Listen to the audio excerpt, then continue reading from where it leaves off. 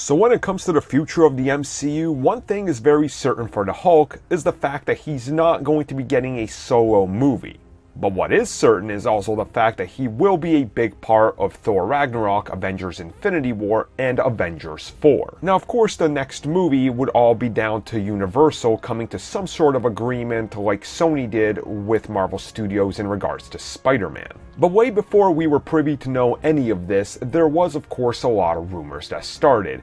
All the way back to the days right around Avengers 1, we actually started hearing that the future of the MCU would bring us in a very different direction. We heard from a unreliable scooper, to say the least, the fact that Phase 2 and Phase 3 would be Planet Hulk and World War Hulk, which didn't make any sense on how you would fit an Iron Man movie into a Planet Hulk and a World War Hulk storyline, but yeah.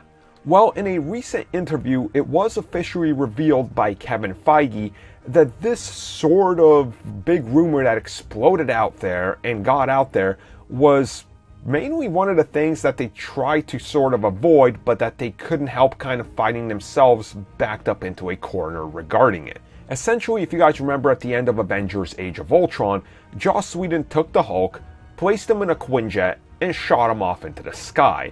And Kevin Feige went to him and said, listen, there's that big scooper out there who said that this was going to happen, even though it's not, and we're not doing it. But people are going to start saying that that's what's happening.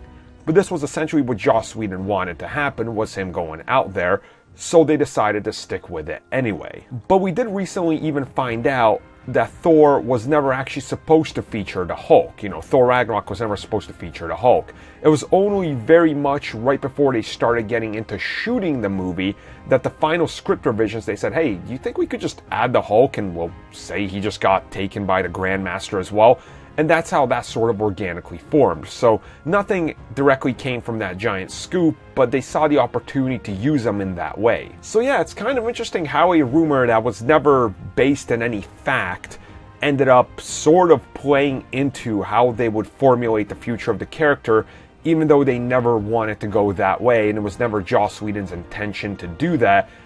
And it just kind of organically grew from nothing, which honestly just kind of tells you that there's so many great ideas out there and things that line up to work out better than they could have ever expected. So honestly, I can't wait to see what they do with the Hulk, and I really can't wait to see what direction they take him in.